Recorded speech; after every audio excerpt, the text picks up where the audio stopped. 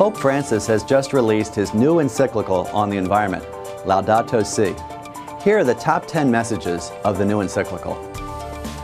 First, the big contribution of Laudato Si is an overview of the environmental crisis from a religious point of view. Until now, the dialogue about the environment was framed mainly with political, scientific, and economic language. Now, the language of faith decisively enters the discussion. Second, the disproportionate effect of environmental change on the poor is strongly highlighted in almost every page of the document, and the Pope provides many examples of the effects of climate change, whose worst impacts, he says, are felt by those in developing countries. Third, Pope Francis takes aim at the technocratic mindset, where technology is seen as the key to human existence.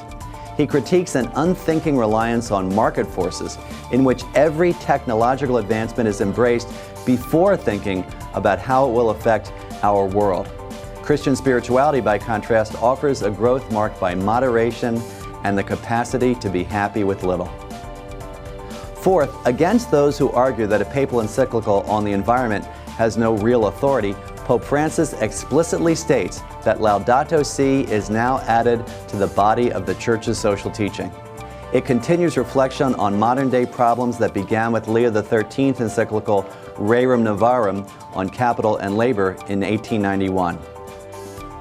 Fifth, discussions about ecology can be grounded in the Bible and church tradition. In Chapter 2, Pope Francis introduces the gospel of creation, in which he leads readers through the call to care for creation that extends as far back as the book of Genesis, when humankind was called to till and keep the earth. But sadly, we have done too much tilling and not enough keeping. Sixth, everything is connected. Laudato Si is a systematic approach to the problem. First, the Pope links all of us to creation. We are part of nature, included in it, and thus in constant interaction with it. But our decisions have an inevitable effect on the environment. A blind pursuit of money that sets aside the interests of the marginalized and poor and the ruination of the planet are connected. Seventh, Pope Francis does not try to prove anything about climate change. Rather, his encyclical accepts the best scientific research available today and builds on it. So Laudato Si draws on both church teaching and contemporary scientific findings from all fields to help modern-day people reflect on important questions.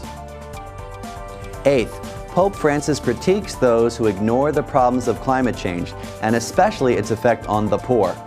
Why are so many of the wealthy turning away from the poor? Not only because some view themselves as more worthy than others, but also because frequently decision makers are, for the most part, removed from the poor, with no real physical connection to their brothers and sisters. Selfishness also leads to the evaporation of the notion of the common good. Ninth, perhaps more than any encyclical, Pope Francis draws from the experiences of people from around the world, referring to the findings of bishops' conferences in Africa, Asia, Europe, and the Americas.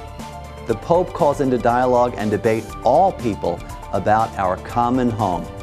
And finally, this encyclical is addressed to everyone on the planet and calls for a new way of looking at things.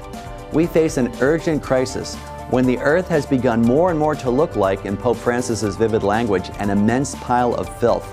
Still, the document is hopeful, reminding us that because God is with us, all of us can strive to change course. We can move towards an ecological conversion in which we can listen to the cry of the earth and the cry of the poor. To use religious language, what the Pope is calling for is conversion.